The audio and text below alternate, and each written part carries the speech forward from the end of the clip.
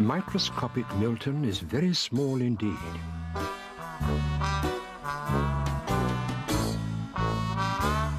He lives in a clock on the mantelpiece in the parlour of a house that belongs to a lady named Mrs Witherspoon. No one knows he's there, apart from Milton's friend Douglas, who spends most of his time asleep in front of the fire, and of course, you.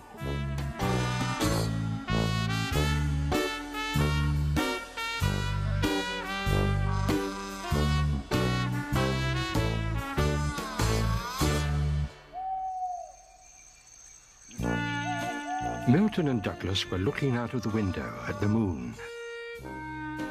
"Isn't it beautiful?" said Milton.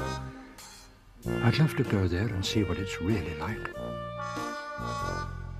"I know. I'll build a space rocket tomorrow," he decided, and hurried back to his clock to draw up some plans.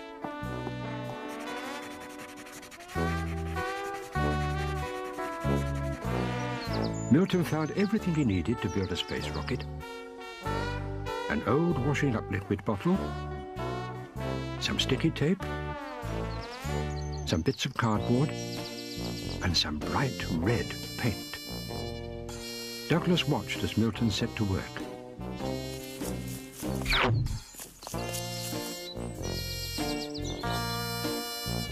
Before long, the rocket was complete.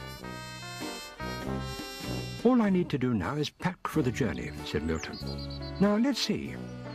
Map, sandwiches, flag. That should do it." He said goodbye to Douglas and tied himself safely into the driving seat, ready for takeoff. Douglas stood back as Milton began the countdown. 5, 4, 3, 2, 1, blast off! Shouted Milton. Just then, Mrs Witherspoon came out into the garden. "What's this old bottle doing in my garden?" she said to herself, and threw it in the dustbin. "Oh-ho!" said Milton. "We have liftoff!"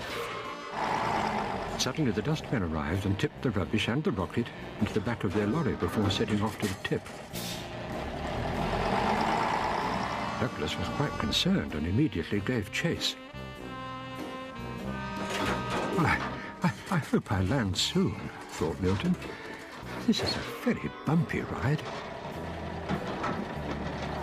When they reached the tip, the men emptied the lorry and drove away.